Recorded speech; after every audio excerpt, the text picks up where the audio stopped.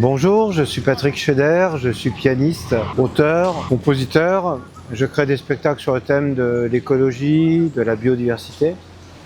Et j'ai créé il y a 3 ans maintenant un mouvement qui s'appelle l'écologie culturelle, qui est là pour associer et rapprocher l'écologie et la culture, pour la faire comprendre au plus grand nombre.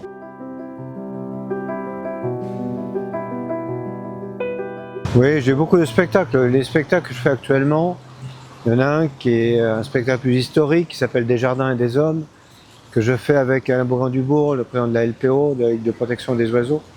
Puis Abdelrani Benelal, qui lui est un conteur kabyle.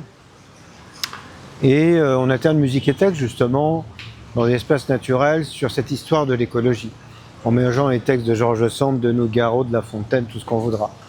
Donc c'est un échange assez classique finalement d'alternance de musique et de texte. Et un autre que j'ai créé il y a 1 an pour la Nuit Blanche à Paris, devant l'Académie Climat, qui s'appelle Éloge de la forêt, alors qui n'a rien du tout à voir avec le premier, c'est une autre planète carrément. Et nous on alterne, alors on associe en fait de la musique, du sound design. Moi je travaille avec Iman qui est le compositeur du rappeur Damso que vous connaissez sûrement. Il y a un acrobate, il y a une comédienne, il y a un rappeur. Donc voilà, il y a un mapping qui est magnifique. Donc c'est un genre de conte écologique, de nouveaux contes écologiques, très branché jeune, parce que la musique est vraiment, ouais, c'est beaucoup de rap, ou des choses qui touchent un peu à la pop. Et c'est clairement un instrument de séduction. En fait. D'abord parce qu'on est séduit par le projet, il faut qu'on soit les premiers séduits. Et ensuite les gens, quand ils regardent ça, même s'ils se foutent totalement d'écologie, waouh, c'est beau. Et c'est ça qui compte pour nous, c'est toucher les gens qui se moquent de l'écologie. Ils pensent que c'est pas pour eux. En fait, en regardant ça, par curiosité, ils écoutent des choses que jamais ils écouteraient. Donc c'est un moyen d'attirer le public avec un objet artistique précis et fort, travaillé, quoi. C'est pas une improvisation, c'est vraiment un gros travail derrière. Amener finalement n'importe qui à s'intéresser à l'écologie. Non, dans celui-ci en tout cas, Éloge de la forêt, chacun a mis son grain de sel. Quand j'ai rencontré Thomas Braille, cet homme qui monte aux arbres pour les sauver, qui lutte actuellement contre la 69, entre Toulouse et Castres, il a tout de suite écrit par exemple son scénario, parce qu'il a une place dans ce spectacle.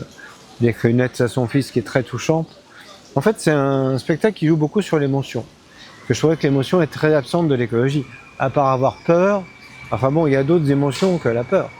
Il y a le plaisir, il y a le souvenir, il y a la joie, il y a des choses même pas définissables mais qui parfois nous font pleurer. Et quand Thomas fait cette lettre où j'accompagne au piano, qu'il a écrite à son fils, en disant qu'il fait tous ses combats pour notamment son fils, et pour tous ceux qui vont nous suivre, bah oui, beaucoup de gens pleurent, c'est net, quoi. Je suis content de ça. Et d'autres vont éclater de rire parce qu'à un moment, il dit qu'il est le directeur de cabinet d'Emmanuel Macron, donc tout voilà. On mélange beaucoup la farce et quelque part des choses plus profondes. Parce que la vie, elle est faite comme ça. La vie, c'est un cocktail. C'est pas une seule chose. Voilà. Et là aussi, je pense que l'écologie, elle doit attaquer, si je puis dire, sur tous les fronts et pas seulement sur des choses qui sont prouvées. Parce qu'avoir raison, à la rigueur, c'est une chose. Mais faire passer ses raisons, c'est ça, c'est le but. Avoir raison pour soi tout seul, c'est très frustrant.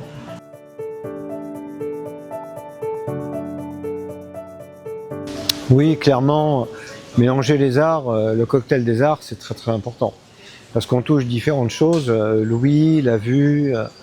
Si on pouvait, je pense qu'on le fera un moment, on peut aussi diffuser des parfums, enfin on peut aller très loin là-dedans. C'est plus on touche les sens, plus on touche en même temps que les sens, l'intelligence intuitive, et plus on touche à un moment la raison, plus cet éventail est grand, en fait, plus on a le chance de convaincre. Quand on est sur le seul focus de la raison, tout le monde n'a pas envie d'être raisonnable, en fait. Puis la raison ne nous engage pas plus que ça. Et on sait très bien que les gens, par exemple, au moment du vote, sont beaucoup plus engagés par ce qu'ils vont sentir qui émane de la personne que par une décision raisonnable. Donc en fait, notre inconscient nous guide beaucoup plus dans la finalité de nos actions que des choses raisonnables.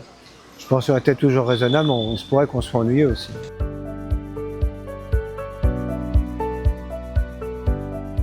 Moi, le maître mot de l'écologie culturelle, c'est « je suis comme vous ». C'est très important. C'est vrai que je suis comme vous. Je ne suis pas spécialiste, je ne suis pas scientifique. Et ça, c'est une sacrée force. Parce qu'il faut que ce soit des gens comme nous qui fassent passer le message. Il n'y aura jamais assez de scientifiques, il n'y a pas un scientifique par habitant en France. Donc il faut que les gens qui sont pas forcément connaisseurs, pas forcément spécialisés, s'emparent du sujet et le défendent à leur tour, à leur niveau de perception, à leur niveau de compréhension. Il peut être bas, ça peut être deux choses basiques qui suffisent largement à s'engager. Donc l'utopie de l'écologie culturelle, c'est de dire « je suis comme vous », c'est pour ça qu'on peut partager l'écologie. Alors, on ne demande pas aux gens d'avoir fait des études de loi pour respecter liberté, égalité, fraternité ou nos lois. Et moi qui travaille beaucoup avec Thomas Braille, quelle est leur légitimité en fait à ces gens qui se battent contre la 69 ? Un truc très simple, ils défendent le code de l'environnement. Donc si, sans même s'y connaître, on ne défend pas nos lois, c'est grave. Donc le degré de connaissance n'est pas indispensable au degré de défense. Il y a des choses qu'on ressent en tant que citoyen et en tant que citoyen qu'on doit défendre. Il y a divers niveaux de perception en écologie. Ce niveau basique, mais absolument fondateur, en vérité, si on n'a plus de loi, où est-ce qu'on va ? Il est aussi essentiel qu'un graphique ou une explication technique. C'est pour ça que je dis qu'il y a différents niveaux de compréhension. Tous sont utiles, nécessaires. Il ne faut surtout pas faire l'erreur de croire que parce qu'on a raison, on est écouté. Sinon, il y a longtemps que le monde serait sauvé.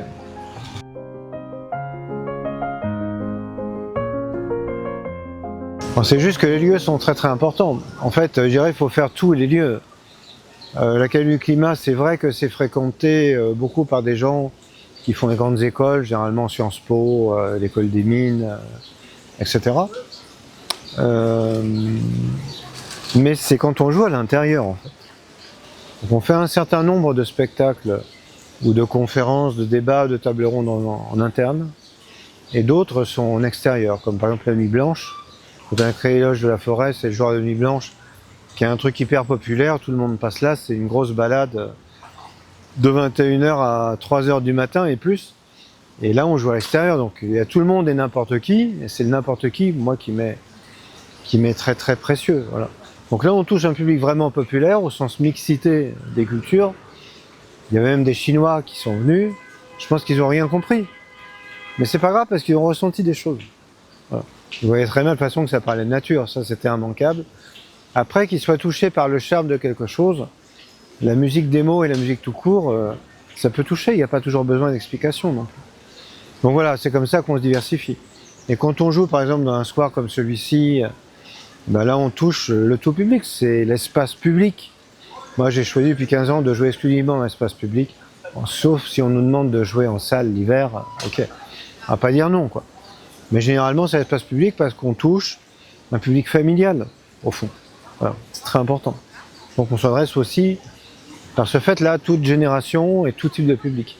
Parce qu'un parc, tout le monde y rentre. Des gens pauvres, riches, des SDF, des gens qui ont un 5 pièces. Le parc, c'est le lieu de la mixité, dans une ville en tout cas, qui est idéale, bien sûr.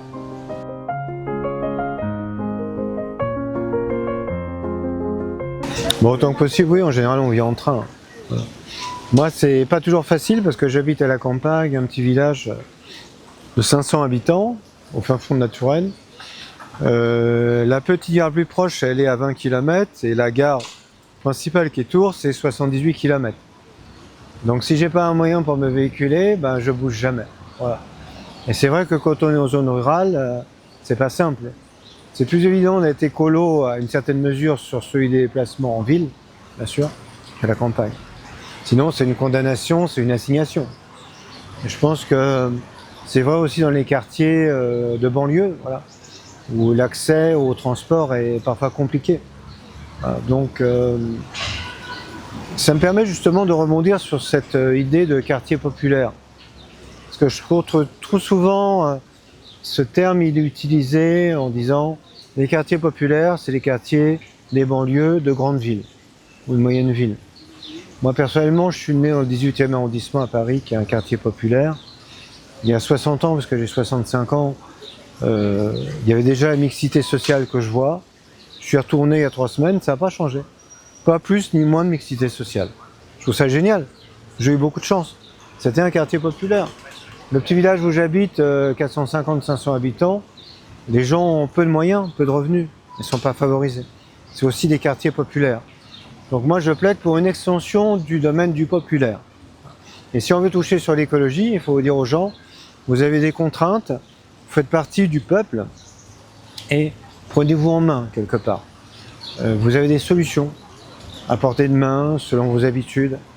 Et puis aussi, au-delà, ce qui est réellement populaire, c'est quelque chose qui s'adresse à une majorité. Si je prends Beyoncé, par exemple, elle est populaire. Ça veut dire quoi? Qu'elle parle aussi bien des gens riches que des gens pauvres. C'est ça, vraiment populaire.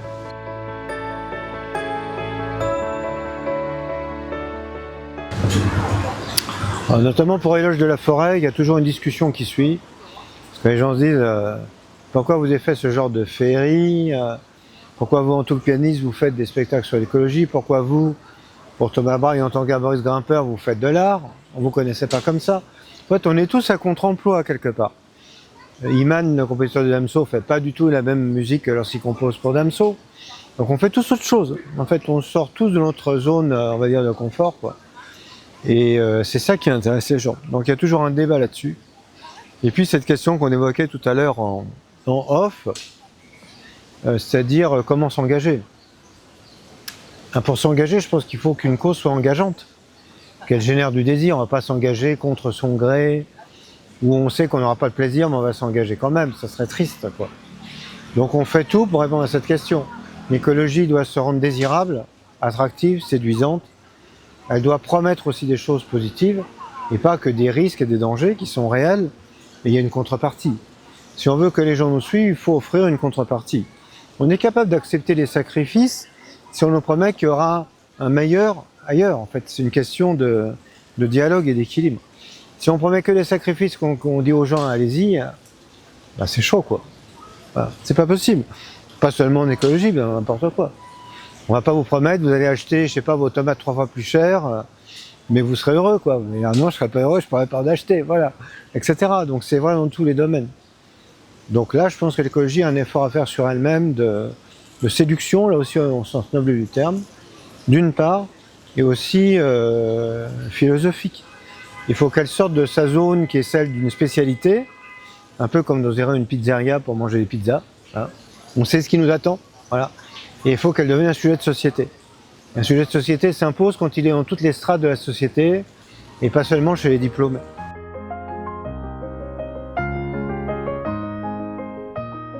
Oui, alors quand on parle dans l'éloge de la forêt d'éco-pragmatisme, c'est une charge, quoi. En fait, on a pris les arguments de ceux qui pensent que la technique va sauver le monde, par une vertu quasiment miraculeuse. On a repris leurs arguments, on a copié aussi certains discours d'Emmanuel Macron, et on en a fait un genre de cocktail, voilà. Et c'est aussi pour tirer un peu la satire assez loin, quoi. Mais c'est vrai que dans le discours des technosolutionnistes, il y a ce mot d'éco-romantique, hein, comme si la préservation du vivant était un doux rêve. Bah non, parce qu'on est vivant nous-mêmes. Si on détruit le vivant, on se tue nous-mêmes. Donc c'est pas un rêve, c'est une perception. C'est vrai que le romantisme là-dedans a beaucoup poussé à sa prise de conscience que les arbres sont des êtres vivants. C'est comme ça qu'ils ont défendu notamment la forêt de Fontainebleau au XIXe siècle. Mais donc dans ce langage des technosolutionnistes, parfois on oppose l'éco-romantisme à l'éco-pragmatisme, c'est-à-dire avoir les pieds sur terre. Mais qu'est-ce que ça veut dire avoir les pieds sur terre? Ça dépend ce qu'on veut faire de cette terre.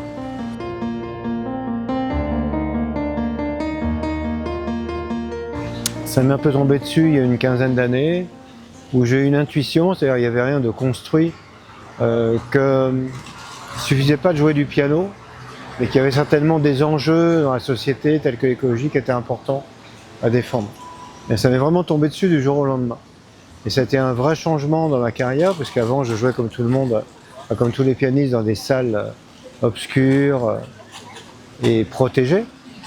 Et du coup on s'est mis à jouer dans des parcs, des jardins, des espaces naturels, des forêts, et apporter ce message sur l'écologie en associant musique et texte. Donc c'est une démarche qui est très intuitive en fait. Bon après c'est peut-être normal, je suis artiste, on écoute notre intuition, ça fait partie de notre métier. En tout cas c'était un vrai tournant dans ma vie, j'ai pas eu de prise de conscience à cause d'une courbe, de pourcentage, et même tout ça. C'était quelque chose d'intime finalement. Et après j'ai commencé à chercher des textes, puisqu'il y avait des textes qui parlent d'écologie, et j'ai trouvé des textes de gens que tout le monde connaît, comme George Sand, Victor Hugo, je sais pas, Claude Nougaro, La Fontaine aussi, qui parlent déjà d'écologie avant l'heure. Donc ça m'a interpellé parce que je me suis dit au fond, on parle toujours d'écologie en matière scientifique ou politique ou technique. Pourquoi est-ce qu'on ne nous parle pas de notre culture commune, finalement celle qu'on apprend à l'école, au lycée, que c'est quelque part dans l'ADN de notre culture, l'écologie. Des gens reconnus internationalement se sont déjà exprimés d'une manière incroyable là-dessus, et notamment George Sand. C'est très important que ça parle, à mon avis, à tous les métiers. Au fond, moi, ça a parlé à mon métier. Et après coup, finalement, tout en le faisant, je me suis rendu compte que c'était une manière de populariser, de vulgariser l'écologie et de toucher le cœur des gens. Parce qu'au fond, tout le monde n'est pas censé lire le rapport du GIEC, ni d'ailleurs l'aimer, ni d'ailleurs le comprendre. Il n'y a pas de raison. Mais se pose une question, est-ce qu'il y a besoin d'avoir fait une école de commerce pour aller faire ses courses? Non. Donc on a accès par exemple au système économique dans notre quotidien. Donc mon utopie que je pense qu'on va réaliser, c'est que l'écologie parle dans les actes quotidiens de notre vie, sauf qu'on ait fait d'études pour ça, mais parce qu'on le ressent, parce qu'on y trouve aussi un intérêt. Donc c'est un travail de vulgarisation finalement, et de banalisation au sens noble du terme de l'écologie.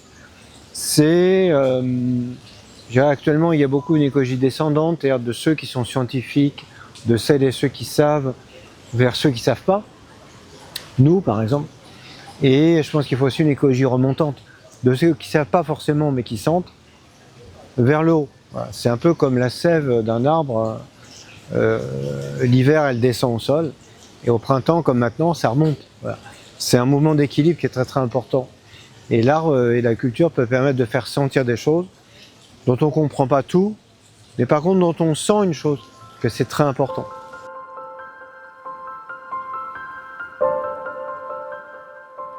À quoi ça sert d'être optimiste quand tout va bien? Franchement, c'est pas dur.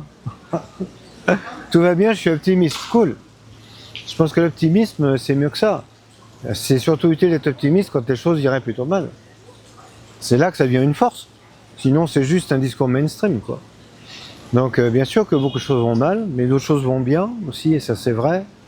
Et qu'on ne peut pas promettre à votre génération quelque chose qui, à mon avis, est faux. C'est-à-dire dire, beaucoup de gens de votre génération pensent qu'avant tout allait bien, en gros, hein, je caricature. Maintenant, ça va mal et le futur sera pire. Bon. C'est faux qu'avant tout allait bien. Il y avait des luttes, elles n'étaient pas forcément écologiques, elles étaient sociales. Si tout allait si bien que ça, un peu de lutte sociale, je veux dire. Là, effectivement, il faut redescendre sur Terre à ce niveau-là. Donc on vit un moment T. Pour mieux vivre ce moment T, qu'il soit heureux ou malheureux, c'est important de se situer dans le temps. C'est pour ça que dans l'écologie culturelle, au moment que j'ai créé, on raconte des histoires emblématiques, comme George Sand, les peintres de Barbizon construit la forêt de Fontainebleau. Parce que c'est vrai qu'en France, c'est les artistes qui ont été à la manœuvre au 19e siècle pour sauver la nature. Et ils ont gagné en plus. Donc c'est aussi un genre de conte initiatique, c'est-à-dire la science peut peut-être sauver la nature, mais les artistes, dans notre culture française, c'est eux qui ont sauvé en premier la nature. Au 19e siècle, où la science et la politique étaient très absents du débat. Donc c'est multiplier en fait les moyens d'action, les leviers d'action. Donc ça, je pense que ça peut rendre optimiste, parce que savoir d'où on vient, se dire on n'est pas les premiers à se battre, on n'est pas les seuls, on a des antécédents en plus qui sont connus mondialement, qui sont célèbres. C'est autre chose que de se dire on tombe du ciel et qu'est-ce qu'on voit? Ah, ça allait donc pas bien avant, puisqu'ils sont battus pour la forêt de Fontainebleau. Donc je pense que ça nous permet aussi de placer l'écologie comme un sujet de société. C'est-à-dire les choses les plus importantes. C'est toujours celles-là qui sont menacées. Admettons la liberté, menacée toujours. La liberté, l'égalité, la fraternité. C'est jamais acquis pour toujours. Ces choses qui sont essentielles, qui nous paraissent tellement naturelles, elles sont là parce que des gens se sont battus pour. Donc l'écologie, il faut la faire entrer dans ce triptyque. D'autres se sont battus avant nous, on se bat maintenant, Nos enfants, petits-enfants se battront peut-être. Et quelque part, c'est normal parce que c'est précieux. Les choses précieuses, il y a toujours des gens qui veulent soit les détruire, soit se les approprier. Donc l'écologie, si on la voit comme un sujet de société, on dit qu'au fond, elle est aussi importante que le triptyque, liberté, égalité, fraternité, que donc c'est normal que dans notre temps, on nous donne cette mission de la défendre. Notre vie en dépend, notre bien-être. Mais cette question, je pense que des gens, il y a 600 ans, se la sont déjà posées. Puisqu'on n'a pas attendu le libéralisme pour faire des bêtises. Hein. Ça, c'est humain, c'est différent. Voilà, ça aussi, il faut être conscient. On parle beaucoup, par exemple, je sais pas, des paysages grecs, décharnés, brûlés par la lumière, on trouve ça très beau, majestueux. En vérité, on sait par des écrivains de l'Antiquité qu'avant, il y avait des forêts partout, quoi. Il y a eu du surpâturage, les moutons, les chèvres ont tout bouffé. C'est pour ça que maintenant, on a cette carte postale de vacances. Mais en vérité, on a déjà dégradé ça. Sauf qu'on s'en souvient pas.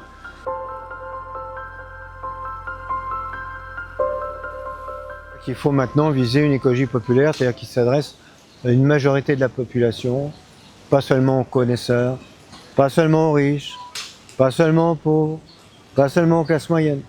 Parce que je trouve dans la perception de notre société, il y a beaucoup trop de particularisme, de communautarisme. Il y a un communautarisme des riches, des pauvres, un communautarisme même des pianistes.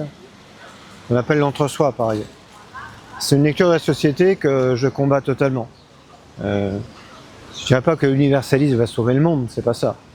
Mais on a une république, moi j'y tiens, et on ne peut pas la lire sous le biais du communautarisme. Il prêche juste la division, avec parfois, au départ en tout cas, des bonnes intentions, et qui à un moment tournent mal finalement, et qui font que ça sectorise, ça rend les uns totalement imperméables aux autres, donc à la fin ça donne un résultat contraire à ce qui était espéré à l'origine. Bon, je crois beaucoup à notre devise, et je ferai tout ce qu'il faut pour qu'elle s'applique dans le domaine de l'écologie. Et l'art, au fond, la culture, c'est le moyen, un des moyens populaires de diffuser des idées à n'importe qui. Et pour moi, c'est ça qui est précieux. C'est vraiment ce qui me motive. C'est mon moteur. Puis bien sûr, vous aider en tant que génération. Répondre à vos éco-anxiétés. Bien sûr que moi aussi, il m'avait d'être anxieux.